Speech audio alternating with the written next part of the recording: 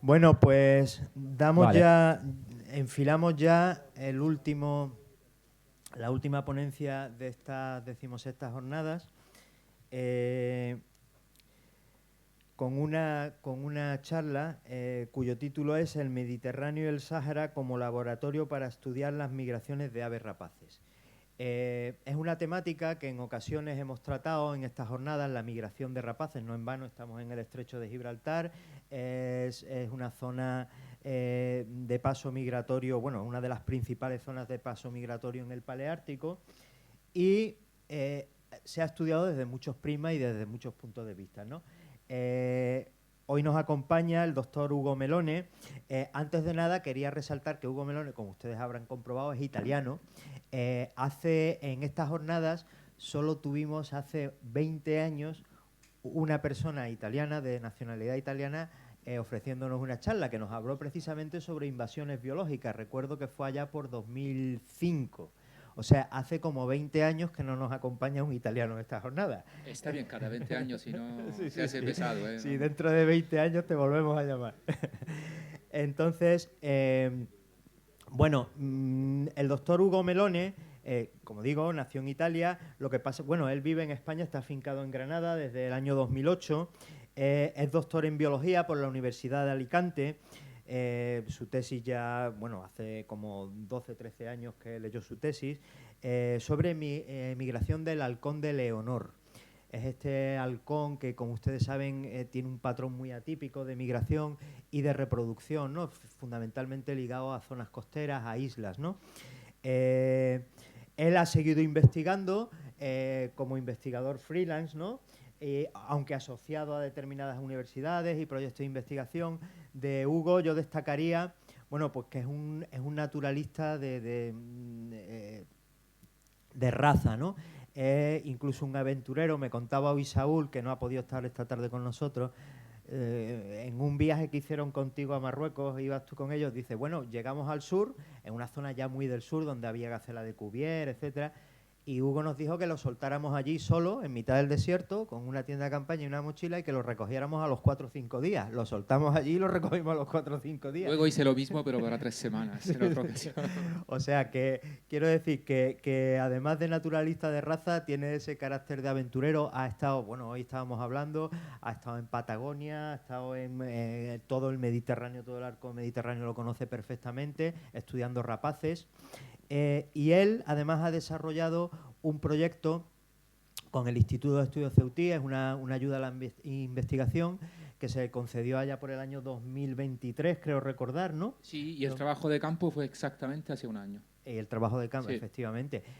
Sobre migración, bueno, y dispersión del águila culebrera, sí. creo recordar. Es una de sus especies estrellas, el águila culebrera, además del halcón de Leonor. Ahora no tendremos el placer de escucharlo y que nos hable sobre la migración de esta especie de rapaz.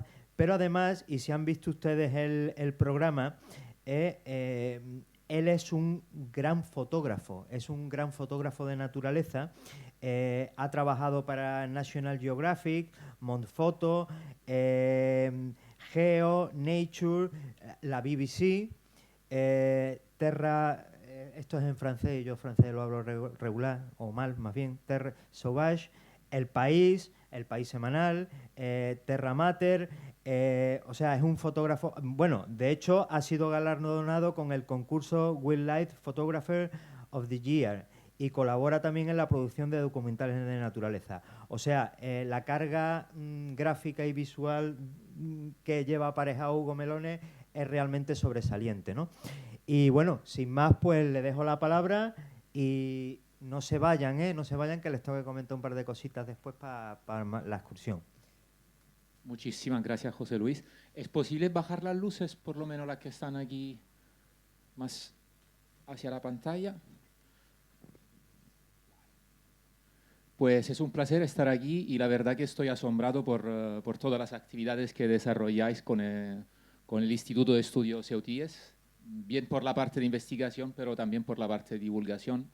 Y como decíamos antes, haría falta entidades así en en todas las ciudades de España y no solo. Y también en Italia me cuesta pensar a entidades tan activa como esta. Pues sí, entonces, lo que decía José Luis, os voy a hablar de mis investigaciones sobre migración de rapaces, pero también contextualizándola en el marco de lo que he hecho, bien en el Mediterráneo como en el Sahara, donde he desarrollado también unos proyectos fotográficos.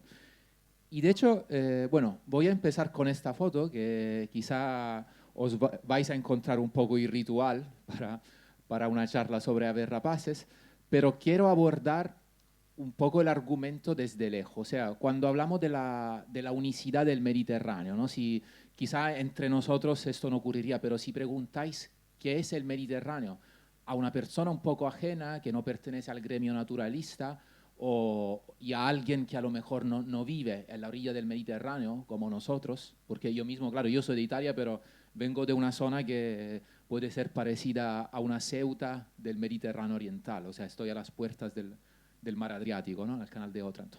Pues si preguntáis a una persona un poco ajena, en la imaginación colectiva hablará del Mediterráneo como un lugar de ocio, ¿no? Un lugar de vacaciones, un lugar muy antropizado. De hecho, hablamos del mar más poblado del mundo, donde más de 500 millones de personas viven en sus orillas, y este número se duplica durante el verano con las vacaciones, con el turismo masivo, que de hecho ha nacido, el concepto mismo de turismo ha nacido en el Mediterráneo. Y de hecho, el Mediterráneo, se puede decir que toda la cuenca mediterránea sea la región del mundo donde las actividades humanas insisten desde más tiempo, ¿no? Desde hace 15.000 años, más o menos, cuando nació la agricultura. Fotografié este olivar cerca de mi casa en Italia, y de hecho el cultivo del olivo y de otras plantas ha plasmado todo el paisaje que vemos hoy en día, junto con otras actividades como los incendios y por supuesto, el pastoreo. Y hoy día, incluso en las áreas en las cuales la naturaleza está volviendo a apoderarse del paisaje, es muy patente la huella de las actividades humanas, como en estos cultivos abandonados ya invadidos por el matorral que he fotografiado siempre en Italia. Sin embargo, a veces es posible alejarse un poco de las áreas más impactadas o incluso volver a una de estas playas que se veía en la primera foto, volver por la tarde o mejor aún fuera de temporada y presenciar escenas como esta que fotografié en Grecia, un chacal dorado paseando por la orilla de la playa a la búsqueda de restos que le estaba trayendo el mar. Y de hecho el Mediterráneo también es un hotspot de biodiversidad a nivel mundial, que puede albergar incluso especies endémicas que se encuentran solo aquí. Ayer, de hecho, hubo una charla sobre la gaviota de Audouin. Entonces no voy a dilungarme más sobre esta especie. Y luego también tenemos vertebrados endémicos. Por ejemplo, en las Islas Baleares es posible encontrarse, esta es la lagartija de las Pitiusas, que he fotografiado en Formentera. Y las otras Baleares, en Mallorca y en Menorca, tenemos la lagartija balear, que aquí he podido fotografiar en esta interacción súper interesante que ha sido descubierta hace pocos años. Como quizá alguno de vosotros sabe, la lagartija se suben a la rapa mosquera, esta planta que casi parece como una raflesia del Mediterráneo. Esta planta tiene un olor un poco a caballo muerto que atrae muchas moscas. Entonces, las lagartijas suben a las flores para cazar las moscas, y recientemente también han aprendido a comer los frutos de estas plantas, con lo cual facilitando la dispersión de la rapa mosquera. Y de hecho, en la Isla del Aire, que es un pequeño islote al lado de Menorca, donde he realizado esta foto, en los últimos años toda la población de esta planta ha crecido muchísimo debido a esta interacción. También el Mediterráneo es un lugar con una grandísima variedad de paisajes, ¿no? A veces se subraya mucho el hecho que somos todos países hermanos, que somos muy parecidos y tal, pero yo creo que a nivel ecológico es muy bonito destacar en vez la diversidad que hay, ¿no? Una vez con una fotógrafa que hizo un proyecto sobre los paisajes del norte de Europa, me dijo que para ella fue bastante fácil porque al final la tundra es igual en Escandinavia como en Siberia, como hasta Rusia Oriental. La taiga lo mismo, en vez en el Mediterráneo cambia muchísimo todo en cuestión de pocas decenas de kilómetros. Aquí estamos en un humedal de los que está mejor conservado en Grecia, por ejemplo, y luego hay otro ambiente increíble aquí mismo en el estrecho, con el bosque de laurisilva en los Alcornocales. Y otra peculiaridad del Mediterráneo es que es un mar circundado por montaña, casi por su está funcionando, por su perímetro por completo, ¿no? Salvo la parte que va, digamos, desde Túnez hasta Oriente Medio, hay montaña en todas sus orillas. Esta foto retrae la montaña de Albania, son montañas de 2000 metros, directamente encima del mar, y la hice desde mi casa en Italia. Hay solo 80 kilómetros de distancia entre una orilla y la otra. Y lo mismo pasa aquí en el mar de Alborán, que veis ahí al fondo, mientras que aquí en primer plano hay la montaña de Sierra Nevada en pleno invierno. Y es en estos sitios donde la montaña se acerca al mar sin solución de continuidad. Aquí, por ejemplo, estamos en Cerdeña, que es posible presenciar a escenas increíbles. Yo con unos compañeros fotógrafos, como os voy a enseñar ahora, hemos desarrollado durante los últimos años un proyecto a la búsqueda de los lugares más salvajes del Mediterráneo. Incluso en España hay lugares donde es posible observar especies más típicas de las altas montañas que llegan hasta la orilla del mar, como por ejemplo aquí en la provincia de Granada con las cabramonteses, en la zona donde la sierra de Almijara casi llega a unirse al mar. Y en este proyecto que hemos hecho, con el objetivo de retratar las especies más llamativas del Mediterráneo, claro, había muchísimas historias que contar, muchísimas especies para fotografiar y hemos tenido que hacer un poco una selección, ¿no? Por supuesto. Pero de todas estas especies había una que para nosotros era un poco el sacro grial, ¿no? Quizá la especie que más, el animal que más se conecta a una idea de Mediterráneo antiguo, de Mediterráneo ancestral, que era para nosotros la foca monje. Y nos fuimos a varias localidades de Grecia, entre las cuales este pequeño archipiélago.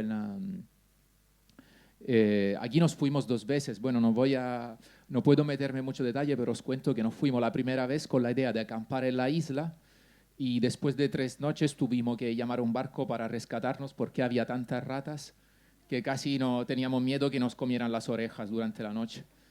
Y ya volvimos el año siguiente viviendo, acampando, digamos, en un barco que se ve ahí al fondo a la derecha, y ahí sí que pudimos trabajar bien y observar escenas como esta.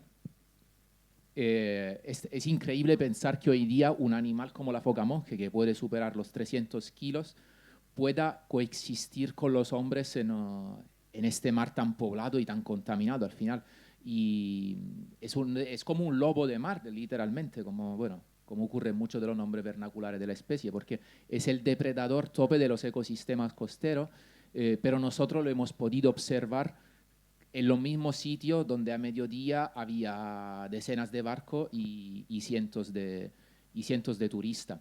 Aquí, por ejemplo, también pude fotografiar estos 2 individuos inmaduros que parece casi que están bailando en un ecosistema como desafortunadamente muy amenazado, como acabamos de ver en la última charla, que son la pradera de Posidonia, que también es muy importante para la foca monje porque es un criadero de todas las especies de peces favorita por la foca monje. Y también mi compañero Marco Colombo pudo fotografiarla debajo del agua. Y esta es una foto de mi otro colega, Bruno D'Amicis. De hecho, hicimos un libro de 3 autores, que ahí está también si alguien quiere verlo. Y esta foto luego se convirtió en la portada de este mismo libro. Pero bueno, para acercarnos más al tema de la charla, que son las rapaces. El Mediterráneo, para algunas especies, las especies marinas, es un pasillo, ¿no? Aquí una escena que me imagino conocéis todo, ¿no? Lo de las orcas que se aprovechan de los atunes pescados por los pescadores marroquíes. Entonces, para las orcas, para los atunes, para las aves marinas, como los alcatraces, el Mediterráneo es como un gran pasillo, ¿no? Al revés, para otras especies, como por ejemplo las rapaces planeadoras, aquí los milanos negros en el estrecho, el Mediterráneo es una barrera. Es una barrera porque son aves que vuelan principalmente aprovechándose de las corrientes térmicas, corrientes que se desarrollan casi exclusivamente sobre tierra y durante el día, con lo cual muchas especies, entre los cuales los milanos, tratan de concentrarse donde el cruce marino es más corto. Y como veremos, no hay muchos sitios en el Mediterráneo que cumplen con estas características. ¿Y por qué justo el Mediterráneo? ¿Por qué es tan interesante para estudiar la migración de aves rapaces? Porque reúne una característica que no hay en otros mares del mundo. Fijaros, quizás las otras dos zonas que podrían caracterizarse como parecidas son el Golfo de México y el sureste asiático. Pero ambos están situados más al sur del Mediterráneo, con lo cual ya están en una zona tropical, con lo cual no son una barrera de cruce obligatorio para las especies que crían en el hemisferio norte y quieren pasar el invierno en las zonas tropicales. Al revés, el Mediterráneo y el Sáhara, porque esta es otra unicidad del Mediterráneo, no hay otros mares internos que tengan pegado un desierto tan relevante. El Mediterráneo y el Sáhara son barreras de cruce obligatorio para cientos de miles de individuos de al menos 20 especies de rapaces, porque no hay que olvidarse también que Eurasia es un hotspot de rapaces migradoras. Por ejemplo, en Norteamérica no hay tantas especies migradoras de aves rapaces. Y luego, claro, otra cosa muy interesante del Mediterráneo, esto es su geografía muy compleja, ¿no? Con estas tres grandes penínsulas que son la península ibérica, Italia y los Balcanes. Y entonces, claro, yo desde hace prácticamente 25 años me he dedicado a estudiar con otros compañeros la migración de aves rapaces en el campo, con prismático y telescopio, y también luego cuando me vine a España e hice mi doctorado en la Universidad de Alicante, con la tecnología de la telemetría satelital, que luego iremos a ver lo que es. Y muchos de estos resultados, con dos compañeros, Michele Panuccio, que ya no está entre nosotros, desafortunadamente, Nicola Antonio Agostini, hicimos una asociación hace más de 20 años, MedRaptors, y luego hace 3 años hemos publicado este libro que resume un poco todo lo que se sabía hasta el 2020. La verdad que después no es que ha habido una grandísima mejora del conocimiento, pero bueno, hemos reunido todo lo que se sabe sobre la migración de aves rapaces en el Paleártico occidental. Y en este libro hay un capítulo, cada capítulo escrito por un especialista de cada especie. De hecho, por ejemplo, el capítulo del Milano Negro lo escribió Alejandro Rubia, que ya dio una charla por aquí y que conocéis muy bien. Y muchas de las cosas que sabemos, entonces, las hemos aprendido gracias a observaciones de campo que se han hecho en todos estos lugares. Si os fijáis, por ejemplo, el estrecho, donde estamos ahora, es un área súper interesante porque pasa una cantidad de rapaces descomunal, pero en realidad la migración en España es muy simple porque la península ibérica es una gran masa continental. El estrecho es clarísimamente el cruce más aventajoso para las rapaces y casi todas se concentran aquí, ¿no? Bueno, hay un paso bastante escaso pero interesante también en Baleares, pero la mayoría de la migración tiene lugar aquí. Al revés, Italia y los Balcanes, sobre todo Italia, tienen una geografía mucho más compleja, ¿no? Con todas sus penínsulas, promontorio, pequeñas islas, y de hecho a través de las observaciones de campo en Italia, por ejemplo, alrededor de Sicilia, en el estrecho de Messina, y en las pequeñas islas, en el canal de Sicilia, hemos visto que puede haber mucha diferencia entre varias especies, incluso dentro de la misma especie según las clases de edad. Y una cosa que os quiero contar, por ejemplo, ¿veis este punto naranja que aparece ahora? Este sitio lo hemos descubierto solo el año pasado. O sea, no obstante, en los últimos 20 años ha habido una mejora del conocimiento brutal. Y en el continente europeo hay la investigación ornitológica es muy bien desarrollada, Solo el año pasado descubrimos un sitio que se ha convertido en el tercero más importante del Mediterráneo para el abejero. El primero, por supuesto, es el estrecho de Gibraltar, luego está el estrecho de Messina, y ahí, en este sitio, Akritas, que es un poco el dedo más occidental del Peloponeso de Grecia, en 15 días yo me fui ahí esperando ver, no sé, 2.000, 3.000 abejeros y contabilicé casi 12.000. Y este ha sido un descubrimiento muy importante y de hecho no se pensaba que una especie como el abejero pudiera cruzar de forma regular más de 400 kilómetros, que es la distancia hacia Libia. Pero eso es lo que hemos visto y claro, y este año espero que podamos volver a hacer conteos y seguir para aclarar la relevancia, la importancia de este sitio. Pero bueno, vamos a entrar más en detalle ahora con las especies sobre las cuales he trabajado, empezando por el águila culebrera. La águila culebrera es una águila migradora porque, claro, está especializada en la captura de reptiles que, como bien sabéis, en invierno no abundan en Europa.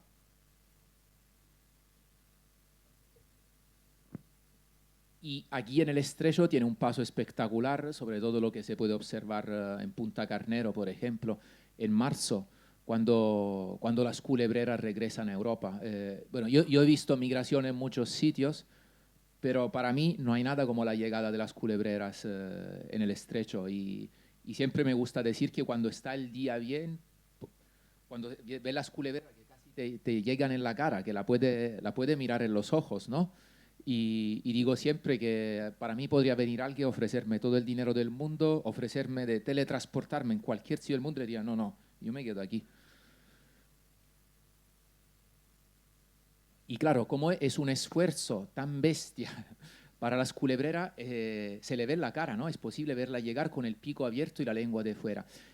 Pensar que se ha calculado que en esta especie la diferencia entre el coste energético del vuelo sobre tierra, ¿no? Por corrientes térmicas, contra el vuelo sobre el mar. Entonces, en aleteo, donde no hay corriente térmica, el coste energético es al menos 6 veces superior. Es la rapaz que tiene la diferencia más grande junto con el buitre leonado. Y si a esto añadís también los vientos laterales, las gaviotas que la molestan, con el riesgo de caerse al agua, imaginar cuáles son las presiones ecológicas para que estos animales minimicen el cruce y se concentren aquí. Y de hecho, esto es lo que hemos visto. Bueno, mi relación con la culebrera en realidad empezó en otro sitio, en los bosques de Basilicata. Aquí estamos en el sur de Italia. Y en esta zona, bueno, localicé varios nidos, que es una tarea, no sé si alguien lo ha hecho, de buscar nido de rapaces forestales y especialmente de culebrera. Es una tarea muy, muy complicada, además, que construye un nido sorprendentemente pequeño en relación al tamaño que tiene esta ave. Aquí empezamos con la foto antigua. Bueno, aquí esta foto de hace 15 años, esta fue una de las primeras, incluso de las primeras aves marcadas con GPS en Italia. Básicamente lo que se hace, para simplificar mucho, no voy a entrar en detalle, se le coloca a esta rapaces una pequeña mochila con un GPS, con un panel solar, que nos transmite o a través de satélite o a través de la red telefónica, nos transmite unos datos de localización, a veces también de altura y de velocidad, que luego podemos descargar por internet y de esta manera reconstruir sus trayectos. Aquí podéis ver los trayectos de 5 culebreras que hemos marcado, todas jóvenes, o sea, individuo capturado en el nido.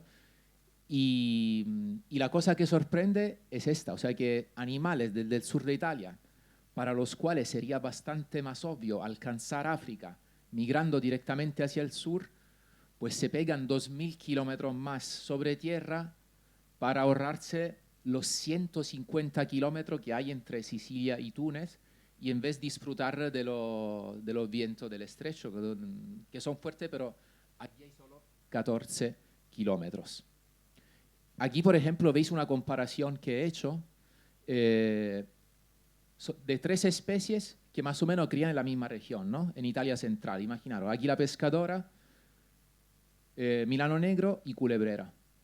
La culebrera se da este rodeo bestial. Los milanos negros minimizan el cruce de mar, pero al final, claro, no le queda más remedio que cruzar entre Sicilia y Túnez. Y bueno, el águila pescadora ya tiene otro comportamiento de vuelo, tiene otra morfología, otra energética, y puede cruzar tranquilamente el mar Tirreno. Y entonces también quiero destacar que en realidad lo que hemos visto con las culebreras no fue ningún descubrimiento, porque esto ya se había visto con observaciones de campo. En el estrecho de Messina, cuando en los años 90 la gente que hacía observaciones ahí veía, no pasaba ninguna culebrera y pasaban decenas de miles de individuos de otra especie como el abejero, y entonces ahí se empezó a hipotizar que las culebreras italianas pudieran entrar por Francia.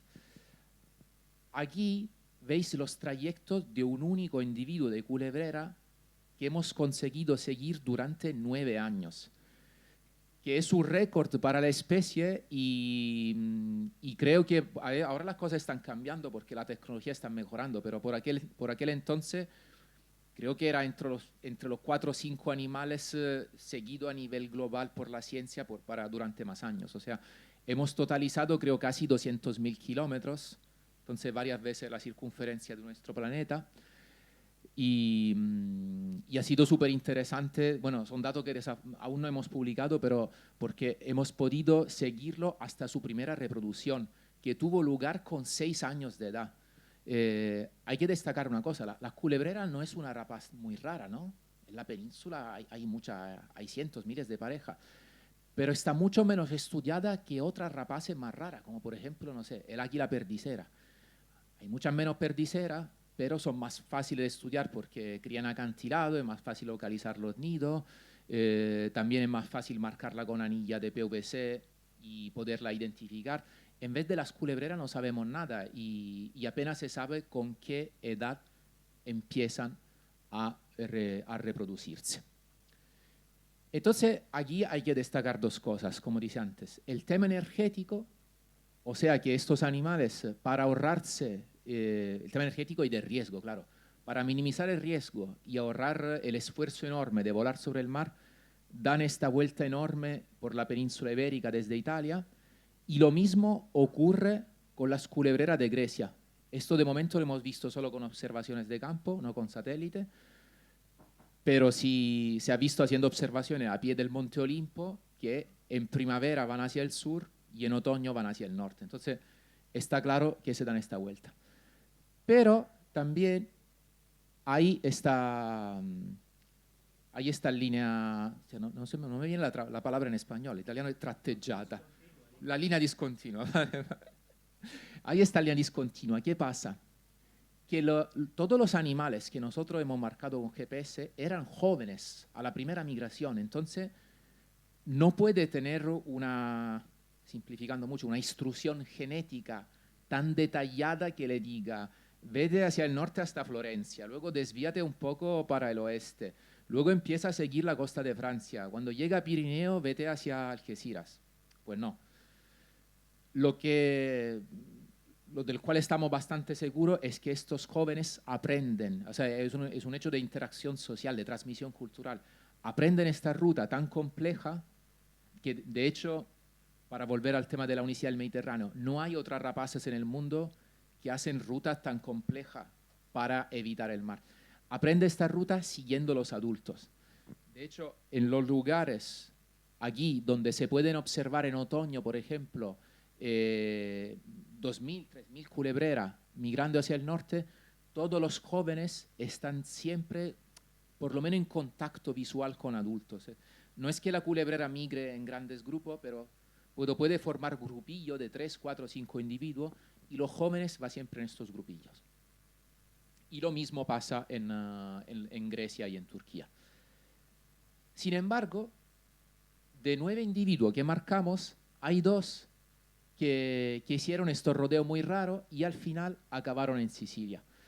Y aquí, claro, la hipótesis que tenemos es que, por ejemplo, sobre todo en el individuo que se ve rojo, ahí tuvo que ver algún comportamiento de conflicto, porque quizá empezó a seguir un adulto, luego lo perdió, luego, claro, tenía el instinto le decía, vete hacia el sur, la interacción social le decía, no, sigue el adulto, probablemente al final se perdió el adulto, y estos dos individuos llegaron a Sicilia. Lo que pasa es que Sicilia para ellos es como una jaula, ¿no? Es una isla, no tiene salida. Aquí estamos, imaginaros, en octubre, los adultos ya se han migrado en octubre, la mayoría de los adultos ya está en África, y estos dos individuos, claro, llegan aquí en Sicilia Occidental, y desde aquí se ven estas islas, el archipiélago de las Islas Egadi, y sobre todo se ve Marettimo. Marettimo es una isla espectacular, es como un trozo de dolomitas en medio del Mediterráneo, alto 800 metros. Y probablemente ahí tenían un instinto también, claro, hay una componente endógena muy fuerte en la migración, entonces un instinto le decía, hay que emigrar, hay que emigrar. Pero esto era contrarrestado por el miedo a cruzar el mar. Entonces varias veces se fueron a Marettimo, volvieron a la costa, se fueron otra vez a Marettimo, pero claro, de Marettimo no se ve África.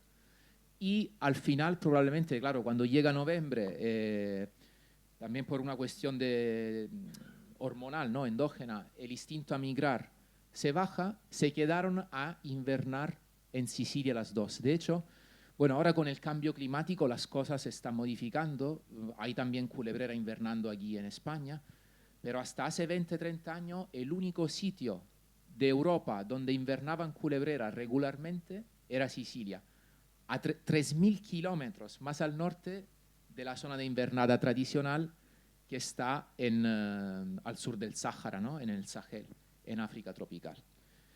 Y bueno, para hacer la historia más corta, luego estas dos águilas, una desafortunadamente fue disparada cerca del estrecho de Messina en agosto, y la otra, al segundo año de vida, aprendió la ruta por España, pero la dispararon en Almería. Y luego también, claro, se podría hipotizar que la probabilidad de seguir la ruta hacia el norte o hacia el sur depende también del territorio donde tú has nacido, ¿no? Los territorios más periféricos, ¿no? Porque imaginaros que la zona de más alta densidad de la especie es esta, ¿no? Y luego va bajando yendo hacia el este. Pero esto no ocurre, porque incluso hemos visto del mismo nido, un año el joven se fue al norte y otro año se fue al sur. Entonces, yo creo que es una cuestión bastante casual, bastante random del encontrarse con un adulto, no necesariamente con los padres, que tú puedas seguir para ir hacia el norte. Y bueno, y ahora vamos en vez a hablar justo del proyecto que fue becado por el instituto que hice el año pasado. ¿Qué pasa con las culebreras? Como os dije, lo que hemos visto es que se reproducen muy tarde, ¿no? Con 5 o 6 años de edad incluso. Y lo que hemos visto es que la mayoría de la que hemos marcado por satélite, en vez de volver a Europa ya en su segundo año de vida, ¿qué hacen? Hacen solo media migración en primavera, cruzan el Sáhara y luego se detienen en los países del Magreb, en Marruecos, en Argelia, en Túnez.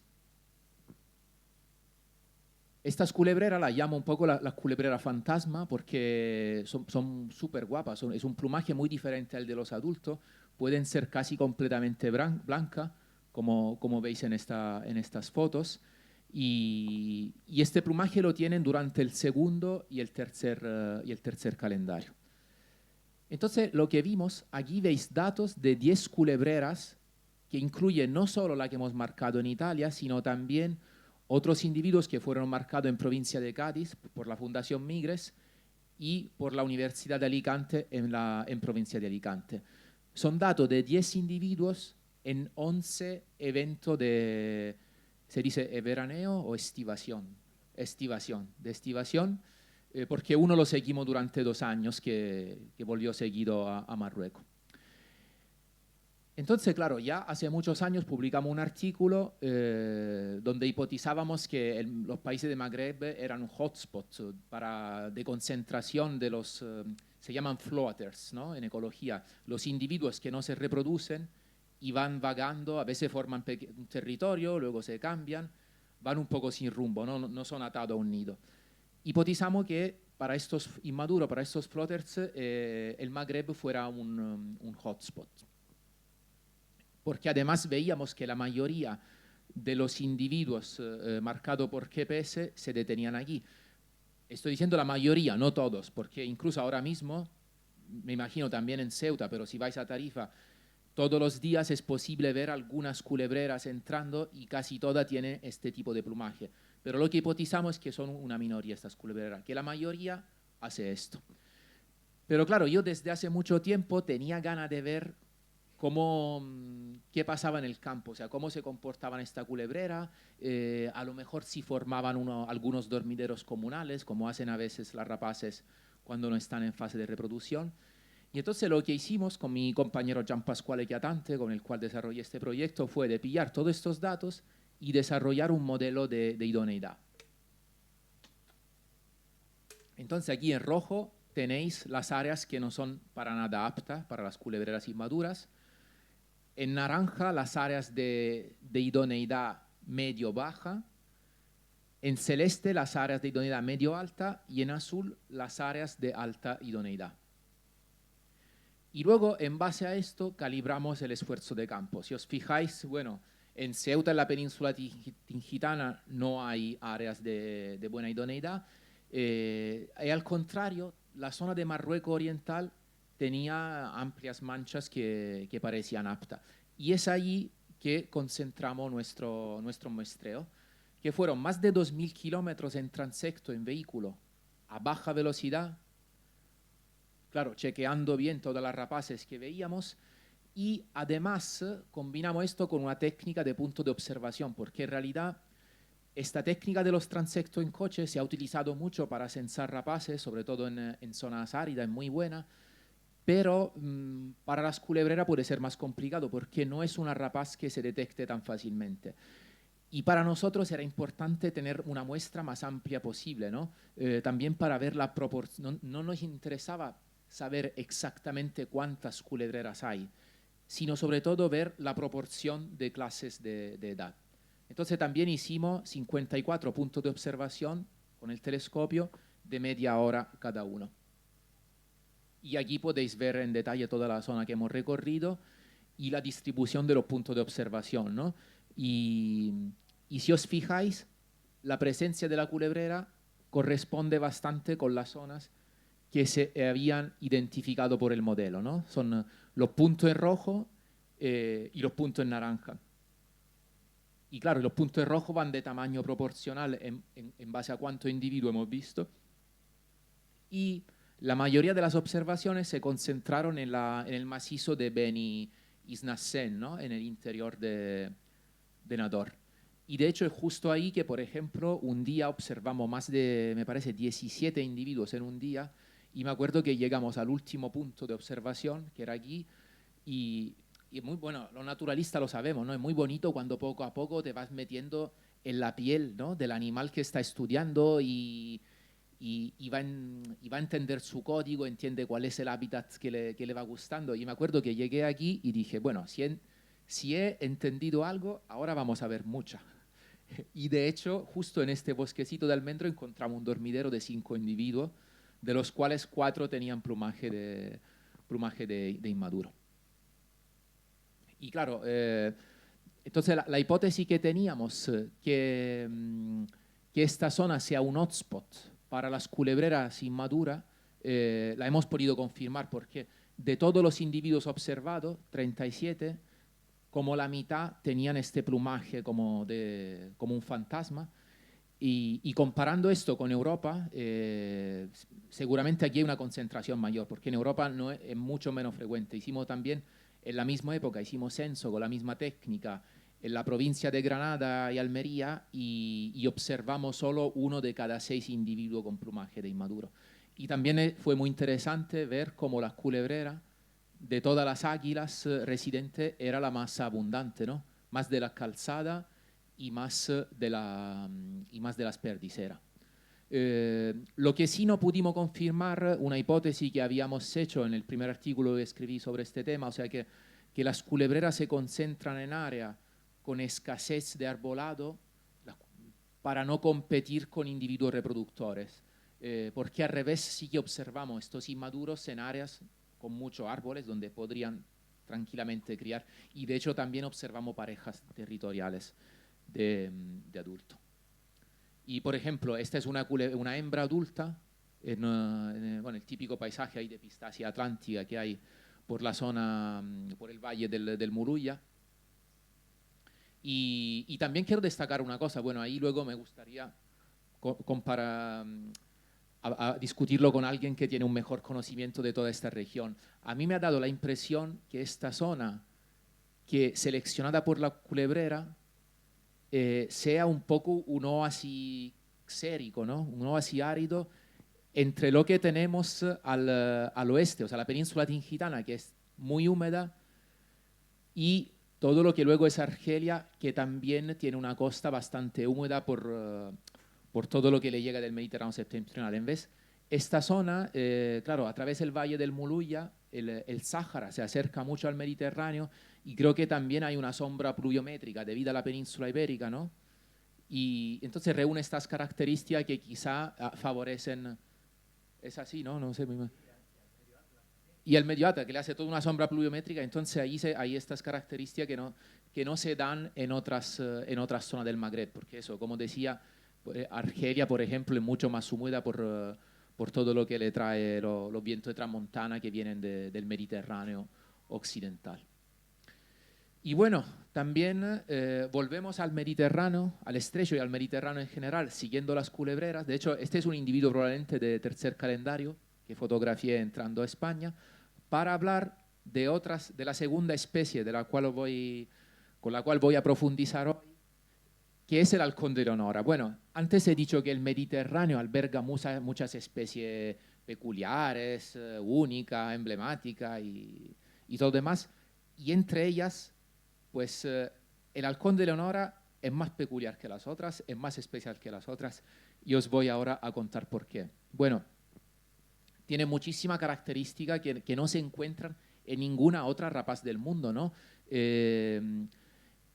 Por ejemplo, eso, claro, es una especie casi endémica del Mediterráneo, digo casi porque también hay alguna colonia en Atlántico, ¿no? En Canarias y en Marruecos, pero cría casi exclusivamente en pequeñas islas del Mediterráneo. ¿Por qué? Porque son lugares óptimos para luego ir a cazar en mar abierto sus presas principales, que como veremos son los paseriformes migradores. Entonces, es posible observar estas colonias de halcones de Leonora, a veces de decenas y cientos de parejas, que forman casi unos condominios, ¿no?, en los acantilados de estas islas. Y es realmente espectacular observar estas colonias. Claro, los ornitólogos del mar Báltico, de los mares del norte, tienen sus colonias de aves marinas y nosotros tenemos las del halcones de Leonora, que no tienen comparación con ninguna otra especie del mundo. Y de allí los halcones pueden ir a cazar en mar abierto los paseriformes, que son sus presas principales, pero solo durante la época de cría, porque estamos hablando en realidad de un ave insectívora que cambia dieta. Aquí veis un halcón de Leonora, de hecho, con una collalba. Cambia dieta durante la época de cría para tener un aporte proteico significativo para sus crías. Y esto es lo que os podéis encontrar normalmente en una colonia de halcón de Leonora, estas despensas, porque claro, se trata de un recurso que tiene pulsos muy buenos, pero también tiene bajones. Entonces, los días buenos, los halcones de Leonora pueden cazar muchísima más presa de la que son necesarias y de varias especies, como veis, para luego poderlas conservar. Y otra de las cosas que me llama mucho la atención del halcón de Leonora, bueno, nos he dicho que, claro, cría a diferencia de todas las otras especies de aves de Europa, el halcón de Leonora no cría en primavera, cría en verano y principio de otoño. O sea, los pollos nacen a final de agosto, para coincidir con el pico de los paseriformes que están cruzando el Mediterráneo. Y luego me hace gracia que el halcón de Leonora, yo mismo lo considero como un animal emblemático de la biodiversidad del Mediterráneo. Si vais a Baleares, lo llaman el halcón marí, pero en realidad no es ni mediterráneo y no es ni marino. Es un animal de las selvas tropicales. Se pasa la mayoría de su vida en los bosques de Madagascar, sobre todo en Madagascar, de la parte nordoriental, la zona de más húmeda, de bosque de montaña, y de hecho colocando aparato de telemetría satelital a los eleonores y siguiendo varios individuos durante varios años, lo que hemos visto es que se pasa más del 50% de su vida en este tipo de ambiente en Madagascar y no en los acantilados mediterráneos. Y aquí también otra foto de época, de cuando hice mi tesis, aquí con un halcón de Leonora de morfo oscuro. Si os fijáis, es muy diferente a este individuo. Este es de morfo claro, ¿no? La mayoría de los individuos son así, el 75%. Y los otros, en vez, hay una cota menor, que son de este color café uniforme. Y esto no tiene ninguna relación ni con la edad ni con el sexo. Es un polimorfismo como pasa también en otras especies. Entonces a los halcones de Leonora, cuando yo hice mi tesis, la tecnología no estaba tan desarrollada como ahora, no había GPS, había otros aparatos que se llaman Argos, que usan otra constelación de satélite y proporciona localizaciones menos precisas, pero que igualmente me permitieron hacer este tipo de mapa. Esta es la migración que siguen los adultos. Aquí están lo que hemos marcado en las Islas Columbretes, en Baleares y también en Croacia. Y otra cosa muy interesante es que en muchas enciclopedias de aves, de etología, digamos las que se han publicado hasta hace 15, 20 años, hablaba de la migración del halcón de Leonora y había este mapa con una línea que seguía todo el perímetro de la costa africana, el Mediterráneo, el Mar Rojo, el Horno de África, hasta Madagascar. Y esto no tenía ninguna base científica. Yo no sé por qué fue, a veces en la ciencia hay esta cosa, estos memes que lo dice uno y luego se replican. La única base de esto era un tío que una vez había visto un bando de 20 halcones de Leonora, creo, en Somalia. Pero en realidad, luego con la telemetría se vio lo que era obvio, o sea, que estos animales minimizan, intentan hacer la ruta migratoria lo más corta posible. Además, hablamos de un animal cuya morfología, cuyo comportamiento de vuelo está a las antípodas de la culebrera que hemos visto antes, porque no tiene, puede volar con corrientes térmicas, pero no tiene ningún problema con el aleteo, no tiene ningún problema volar sobre el mar, no tiene problema volar de noche, como veremos.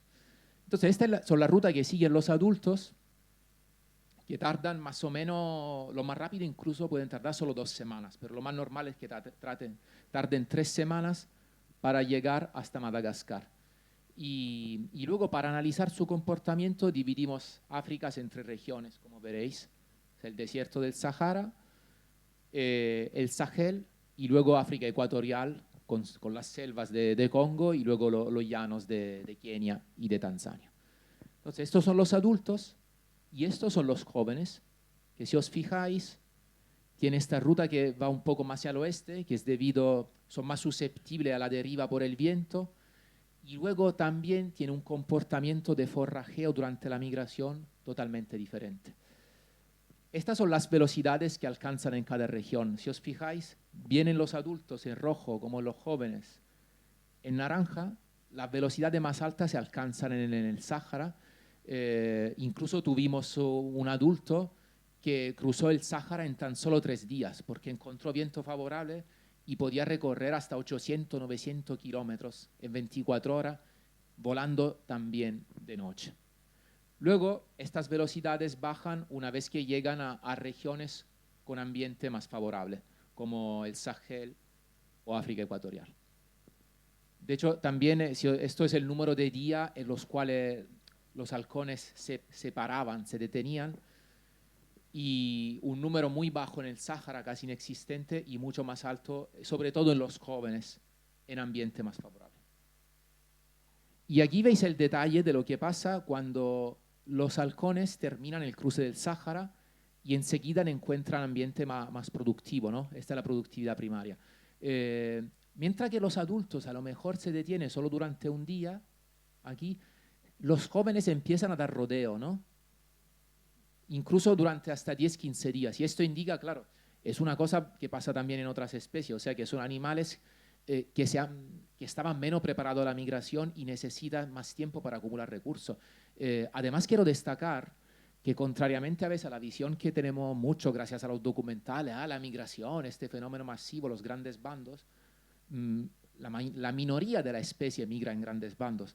Los halcones de Leonora migran de forma independiente, incluso hermanos del mismo nido migraban por separado. Imaginaros entonces un halcón de Leonora con tan solo un mes de edad que recién ha aprendido a volar y tiene que cruzarse 15.000 kilómetros toda África solo. De hecho, la mortalidad también es bastante alta, pero es increíble, ¿no?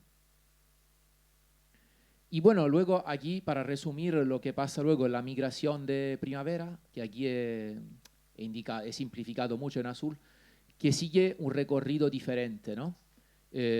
Más al este, y de hecho los halcones se detienen, bien los adultos como los inmaduros, se detienen durante varios días en los altiplanos de Etiopía y Somalia antes de emprender el cruce del Sáhara. Y esto da lugar a un sistema migratorio que en inglés se llamaría loop migration, migración en lazo. O sea que uniendo las migraciones de otoño y de primavera se forma un círculo. Entonces, lo que hemos visto, gracias a los halcones de Leonora, es que el Sáhara es una barrera ecológica.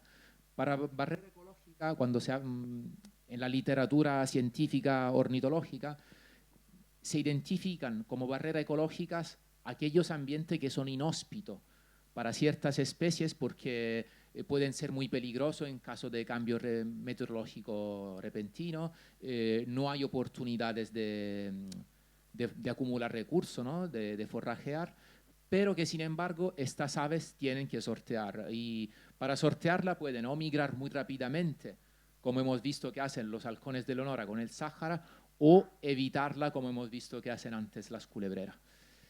Pero para quedarnos en el Sáhara, durante mi tesis también hice un trabajo donde analicé el comportamiento de 4 especies de rapaces al cruzar el Sáhara, que eran águila pescadora y aguilucho lagunero, con datos de animales marcados en Suecia. Fue una colaboración con la Universidad de Lund. Y en rojo las culebreras y los alimoches en naranja. Y vimos más o menos que todas estas especies tenían un comportamiento parecido al cruzar el Sáhara. O sea, tiraban recto, no se detenían prácticamente nunca. Claro, migraban solo de día porque necesitan la corriente térmica, no son como los halcones de Eleonora. Entonces, claro, también un estudio como este confirma que el Sáhara es una barrera ecológica. Sin embargo, y aquí vuelvo un poco más a mi faceta fotográfica, la visión del Sáhara como un ambiente estéril, inhóspito para la vida, para la biodiversidad, no es del todo correcta, ¿no? También hay muchísima vida en los medios áridos y hiperáridos como el desierto del Sáhara. Y durante varios años he trabajado también codo a codo con biólogos que estaban investigando la biodiversidad del Sáhara, también con José María Gil Sánchez, que sé que vino a dar una charla por aquí. También las dunas, las dunas de arena, que nos pueden parecer muy estéril, puede tener vida, como por ejemplo el tenebrionio que os he enseñado antes, y una comunidad de mesocarnívoro muy rica, entre las cuales puede destacar, por ejemplo, el fennec, el zorro del desierto. Sin embargo, hoy día la mayoría de la fauna, sobre todo de la grande fauna del Sáhara, se concentra en la zona más abrupta que han podido salvarse de las actividades de furtiveo. Porque, por ejemplo, la mayoría de las especies de ungulados, de gacela, de antílope que vivían en los llanos están muy esquilmadas. Se calcula que han perdido, todas las especies han perdido se han extinguido en naturaleza o han perdido como el 90% de su área de distribución original. Y también hay que destacar que mucha gente que no lo conoce piensa que el Sáhara sea una gran extensión de arena, cuando en realidad es un ambiente con una diversidad paisajística enorme. Fijaros en esta foto, ¿no? Y de hecho las arenas ocupan solo se estima como un 25 o 30% de la superficie del Sáhara. Y se puede decir que el Sáhara sea un desierto hecho por montaña. Y es allí que concentré mis esfuerzos. Sobre todo quería fotografiar la gacela de Cuvier. Bueno, lo que contaba antes también José Luis, ¿no? Cuando me fui una vez con Saúl. Y de hecho, para conseguir esta foto fue un trabajo de 1 año y medio. Vamos, al final di con el lugar bueno, coloqué una cámara trampa construida por mí con un sensor alimentado por un panel solar. Esta cámara la dejé durante 2 meses y medio y esta foto se disparó justo el día anterior a que yo la retirara. Pero claro, yo esto lo supe solo cuando fui a retirar la cámara, que empecé a mirar las fotos, había como 2000 fotos, la mayoría eran camello o disparo sin nada, luego había un par de fotos de culo de gacela corriendo y afortunadamente luego me encontré con esta que casi no me creía y me compensó todos los esfuerzos. También, claro, hay una comunidad de reptiles muy rica. Aquí el varano del desierto, de aves, como por ejemplo la alondra cornuda. Esta la fotografié en 2017 cuando hubo un año espectacular, porque en otoño 2016 había llovido muchísimo en la Amada, al sur del Dra, y había unas praderas del limonium violeta, que era una cosa que, bueno, era un vergel. Y también otros reptiles como por ejemplo este Psamophis. Y por supuesto en el Sáhara al final uno tira siempre un poco de sus aficiones, y en el Sáhara me fijé mucho también en lo que se podía ver de migración de rapaces. Y tuve la suerte de observar, por ejemplo, águilas culebreras. Aquí esta estaba bajando a un dormidero y esto en la mañana siguiente que estaba esperando que se desarrollaran las corrientes térmicas para empezar un nuevo día de migración. Sin embargo, claro, en el Sáhara no se puede estudiar la migración de rapaces como lo he hecho en el Mediterráneo, porque no es que hay lugares donde estas especies se concentren. Y como hemos visto antes, para abordar el tema de la migración del Sáhara he tirado sobre todo de los datos de telemetría satelital. Y aquí vamos a pasar a otra especie, la última sobre la cual voy a profundizar hoy, que es el águila calzada. Bueno, aquí creo que he hecho algún lío. Bueno, la foto de la calzada está al final. ¿Dónde está? Está al final, bueno. Pero bueno, vamos a hacerlo desde el revés. Entonces, el águila calzada, otra especie forestal bastante poco conocida, aunque sea bastante común en la península ibérica, y junto con SEO BirdLife hemos marcado varios individuos con GPS y tienen un área de invernada, si os fijáis, que se solapa bastante con la del águila culebrera, ¿no? En el Sahel, en África tropical. Pero una cosa que me llamó mucho la atención cuando empecé a analizar estos datos era que en vez de cruzar muchas águilas, o sea, en el 35% de los segmentos, de los trayectos diarios de migración, en vez de tirar recto, como hacían las otras especies, veía que estas águilas daban muchos rodeos, ¿no? Y a veces se detenían incluso durante 6 días, hasta 31 días en un caso. Por ejemplo, en esta región, el mismo individuo que la cruzó, conseguimos 3 trayectos migratorios, 2 de otoño y 1 de primavera, se concentró mucho en esta zona, entre Mauritania y Mali, que es una zona de puro erg, de pura arena, y hasta durante un mes entero. Entonces luego, claro, analizando estos datos también, según los sexos, lo que vimos es que parece que sea un comportamiento más frecuente en las hembras y también que las hembras vayan como preparadas a estas pausas. O sea que cuando saben que se van a hacer estas paradas, empieza la migración antes, porque luego, a diferencia de lo que pasa en los machos, estas paradas no tienen un efecto sobre la fecha de llegada. Entonces parece que sea algo que no es debido a un problema ocurrido durante la migración, que haya una tormenta de arena o viento contrario. Parece que lo hacen de forma deliberada, adrede. ¿Y por qué lo hacen? Claro, ahí esta es la pregunta de $1.000.000. De momento podemos solo hacer hipótesis. A mí me encantaría algún día meterme ahí en el desierto y porque aquí, claro, mucha tecnología, pero yo principalmente soy un naturalista devota y me gustaría ir a verlo en persona. Una de las hipótesis que hemos formulado es que un poco como hacen los halcones de Leonora en la isla del Mediterráneo, las calzadas, que son una especie muy oportunista, muy ecléctica, puedan cazar los paseriformes migradores que abundan también durante la misma época en la cual ellas cruzan el Sáhara, toda la curruca y los migradores y los paseriformes transsaharianos.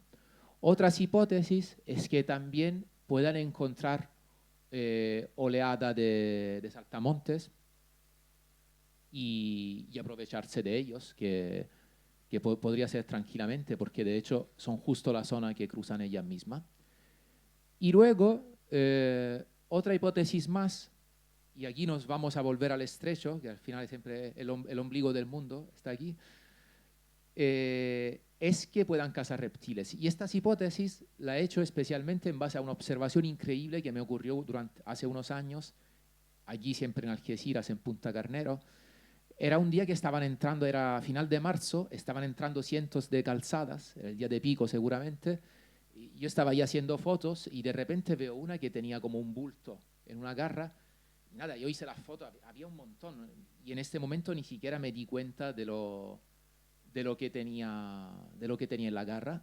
Y luego, después de unos días, me acuerdo, estaba en mi casa revisando las fotos y cuando llego aquí, claro, hago zoom y me encuentro esta cosa increíble. O sea, que estaba la cabeza de un Uromastix que se había quedado, porque claro, aquí está la yugular colgando, se había quedado en la garra de las calzadas. Y este es un Uromastix que he fotografiado en el Sáhara. Entonces, claro, lo más probable es que estas águilas lo consiguió al final, cazó este Uromastix, pero luego se le quedó la cabeza colgada en una garra. Y entonces, claro, yo no creo que se pueda detener tanto tiempo solo cazando reptiles en una zona como esta, que además tendrán densidades bajísimas, pero uniendo lo de los paseriformes, lo de los saltamontes y los reptiles, quizá encuentren suficiente recurso. Y para volver a esta situación, bueno, no sé si hay herpetólogo en la sala, pero yo me pregunto, un herpetólogo que se va, por ejemplo, está por el campo en Francia, porque las calzadas crían hasta Francia, ¿no? Además, Francia viene entrando casi a la latitud de París, creo. Un herpetólogo que se va con el campo en Francia y se encuentra una cabeza de un Uromastix, que va a pensar, o sea, ¿se le podría ocurrir que ha pasado esto? O lo más probable es que pensaría que haya escapado de algún coleccionista, ¿no? Y bueno, a veces la naturaleza va mucho más allá de nuestra imaginación. Y volviendo al estrecho, aquí por fin aquí veis una calzada. Volviendo al estrecho, os voy a enseñar otra investigación que he hecho en colaboración con Alejandro Rubia, que conocéis, y que aún está sin publicar. Pues tenéis que, bueno, en este mapa veis, en púrpura, el areal tradicional de cría de la calzada en Europa. Aquí abajo, su área de invernada tradicional. Y aquí en verde, en Italia, la calzada era muy rara hasta hace como 20 años. Y en los últimos años se ha vuelto un invernante regular. Hay al menos 200, 300 que se censan cada año invernando. Entonces, ¿qué pasó? En el año 2004, en estos sitios a lo largo de la costa, también se vieron en Castellón, luego en Francia, pero sobre todo en estos dos sitios en Italia, que además son los sitios de conteo principal de la culebrera. A mitad de octubre hubo como una invasión de calzada. O sea, de ver una o dos al año, este año vieron como 400, 500. Y luego los años siguientes, este número se fue bajando, bajaba, a lo mejor el año mínimo se veían solo 20, 30, y luego otra vez había un año de 800. Luego durante 3, 4, 5 años bajaba, luego al sexto año otra vez, fijaros la línea azul, otro pulso, y en algunos años se ha visto hasta más de 1000 individuos. Entonces ha empezado a haber estas invasiones periódicas de calzada y nadie entendía por qué. Además que esto estaba teniendo consecuencia porque se estaban creando una nueva población invernante e incluso ha habido los primeros casos de reproducción en Italia, que en Italia no se reproducía. Entonces luego, hablando con Alejandro, haciendo hipótesis, él me contó, claro, que los días del Levante últimamente, de hecho hay también un estudio que han hecho unos meteorólogos con una serie de datos de más de un siglo y se ha visto que los días seguidos, las rachas del Levante están incrementando en el estrecho. Y que además, bueno, claro, cuando hay levante muy fuerte, las calzadas se quedan esperando en el interior de Tarifa, de Algeciras, no quieren cruzar con viento tan fuerte, sobre todo los jóvenes. Entonces, claro, luego, analizando estos datos, claro, solapándolo, el índice que calculé del viento, en amarillo, calculé un índice como el número de días de levante fuerte durante el pico de la calzada y corresponde perfectamente con los pulsos de mayor entrada de calzada en Italia. Y me parece un caso súper interesante de cómo el cambio climático puede cambiar la estrategia de migración de una especie, porque ya son números en proporción a la población de la especie, que a lo mejor son 15.000 que cruzan el estrecho, hablamos de muy poca, en los años mejores hablamos solo de 1.000 individuos.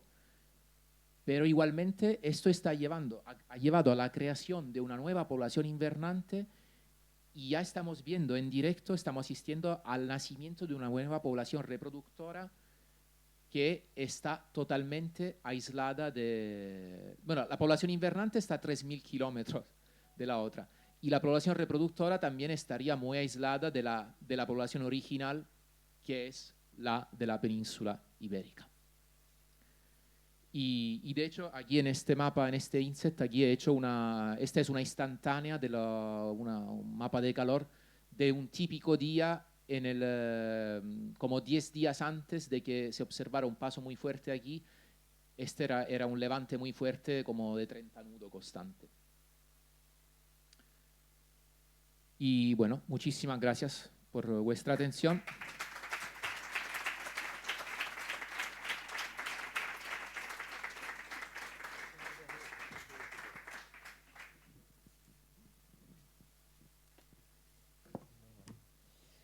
Bueno, pues muchísimas gracias, Hugo. Una charla preciosa desde el punto de vista visual y en cuanto a información, ¿no? A la condensación de información. ¿Se me escucha? ¿Sí? ¿Sí? Vale. ¿Alguna pregunta, alguna cuestión? Yo tengo un par de cosillas para preguntarle, pero bueno, vamos a ver si alguien quiere animarse. ¿Nada? Bueno, ya es tarde y ya las cabezas empiezan un poco a resentirse, ¿no? Pero yo te quería preguntar dos cosillas, Hugo. Por un lado, la zona de favorabilidad en el norte de Marruecos para las águilas culebreras juveniles, me resulta curioso, ¿no? Siendo una especie que crían en ambientes mediterráneos, en pinares, más boscosos, ¿no? Con un ambiente menos árido. Estas juveniles prefieren las zonas más áridas del este de Marruecos. ¿En qué crees que puede estar, qué basamento puede tener esto? ¿Qué justificación? ¿Puede ser la alimentación, más actividad de reptiles en esta época? Puede ser, y también nosotros habíamos hipotizado antes que era por evitar competencia con pareja reproductora territorial de culebrera, ¿no?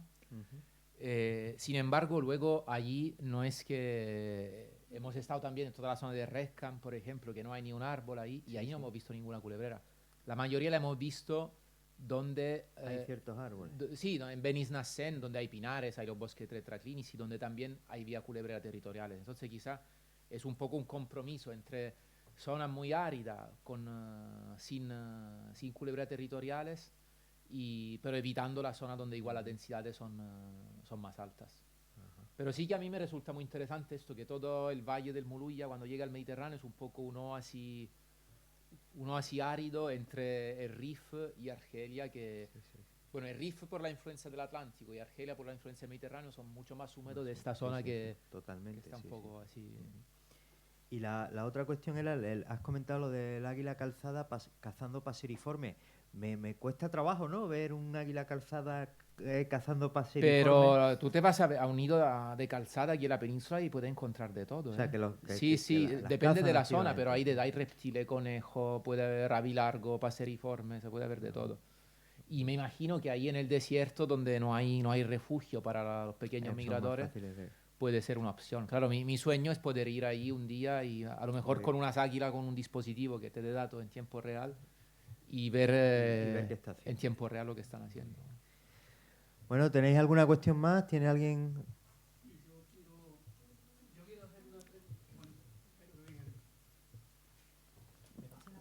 Sí, claro.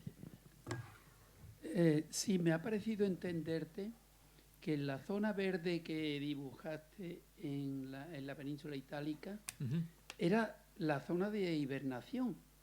Sí. ¿Cómo es posible que el invierno lo pasen más al norte y para pasar el verano se vengan hacia el sur? Porque no tiene lógica. A ver, ahí es una buena pregunta. El tema cuál es, estas águilas, su instinto le dice de cruzar el estrecho y de ir a invernar al Sahel. Lo que pasa es que estas que se vienen a Italia son como bloqueadas por esta racha del Levante muy fuerte y entonces empiezan a seguir toda la península ibérica esperando que el viento baje o la búsqueda de otra salida hacia África que no encuentran. Entonces, siguiendo la costa, llegan hasta Italia meridional y a Sicilia y ahí se encuentran. Un poco porque ya estamos en noviembre y como decía antes, la migración tiene una componente endógena, un instinto que también es un tema de hormonas y le va bajando este instinto a migrar. Y entonces cuando llegan allí en noviembre, un poco por esta razón, un poco porque ya tiene todo mar alrededor y no quiere cruzarse 150 kilómetros de mar, se quedan a invernar allí.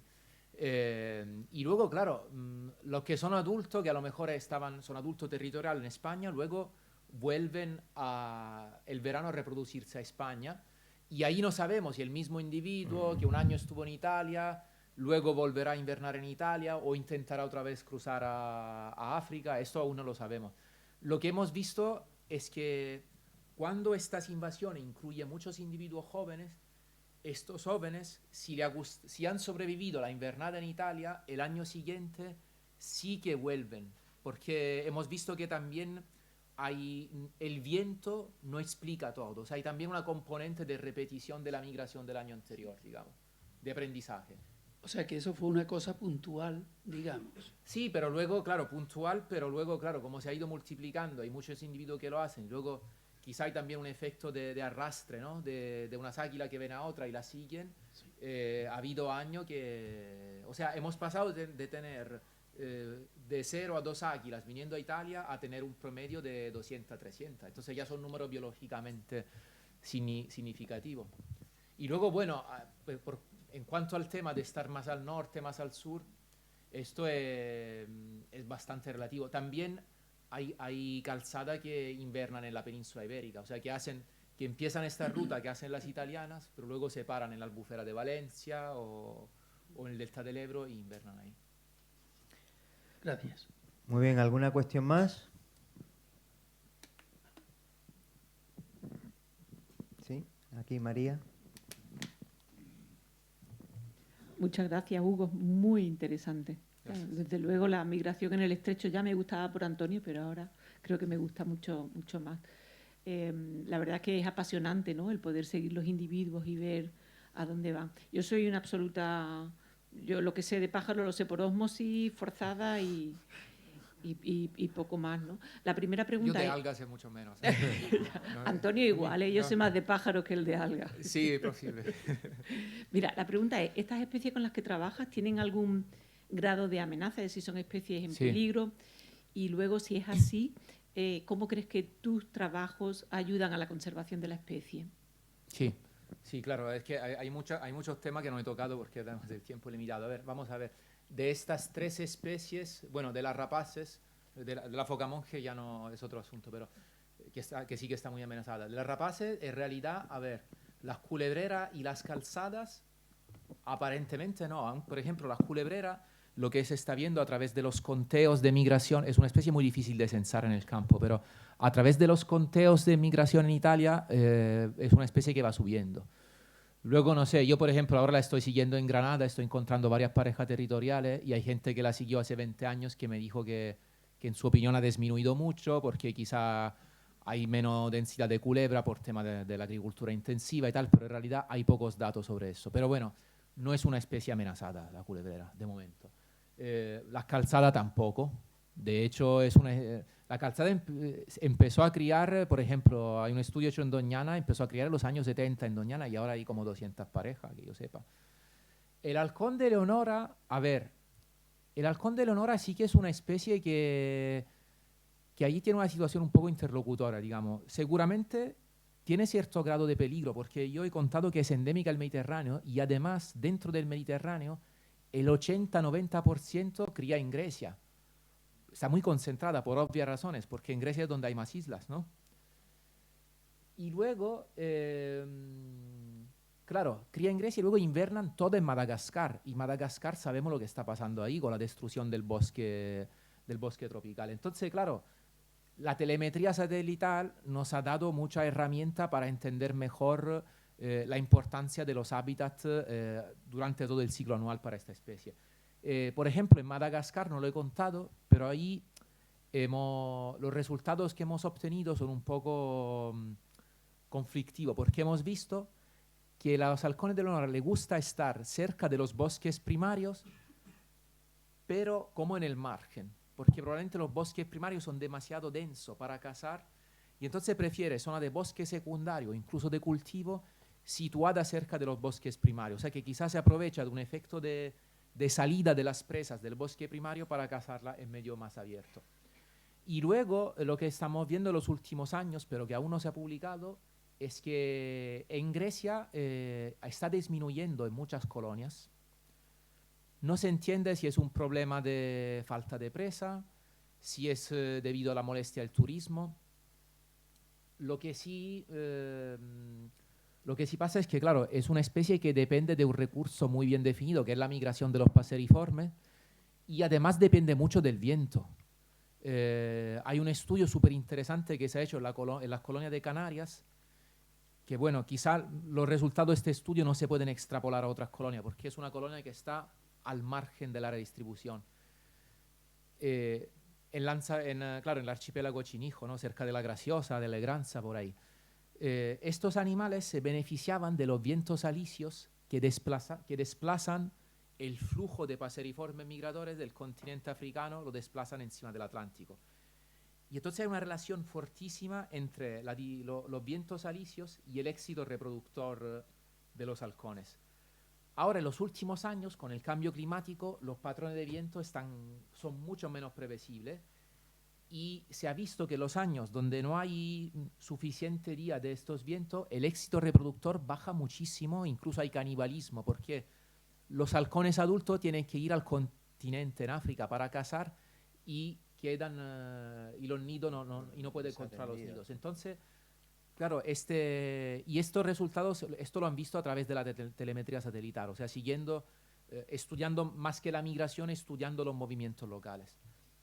Y claro, ahora en otra colonia donde yo estoy colaborando en un estudio en Cerdeña, ahí también se está viendo que cada año hay menos parejas, las que hay se reproducen con medio éxito, igual ponen los huevos y luego los abandonan. Y aún tenemos que terminar los análisis, pero probablemente es debido a cambio de los patrones de viento. O sea que depende mucho de esto. Yo no creo que pueda depender de una bajada de las presas, porque en realidad las necesidades que tienen una colonia de halcón de Leonora, sí, necesita miles de paseriformes para criar, pero igualmente es un número bajo respecto a los billones que cruzan el Mediterráneo. Pero los patrones de viento sí que creaban una situación de la cual los halcones se aprovechaban y ahora esto está cambiando mucho. Con lo cual hay que tenerla controlada. No es una especie clasificada como amenazada por la IUCN, pero sí que hay que echarle un buen ojo. Y también por el tema de la deforestación en Madagascar y y el uso de pesticida ahí en Madagascar han fumigado muchísimo, ¿no? También contra los saltamontes y tal. ¿Alguna cuestión más? No, bueno, ya, ¿sí? ¿Hay algo más por ahí? No. Bueno, como ha comentado Hugo, aquí hay algunos de sus libros fotográficos, por si ustedes quieren echarle un vistazo. Son una preciosidad, vamos, porque como ustedes habrán observado, las fotos son una maravilla, ¿no? Las fotografías que hace Hugo, ¿no?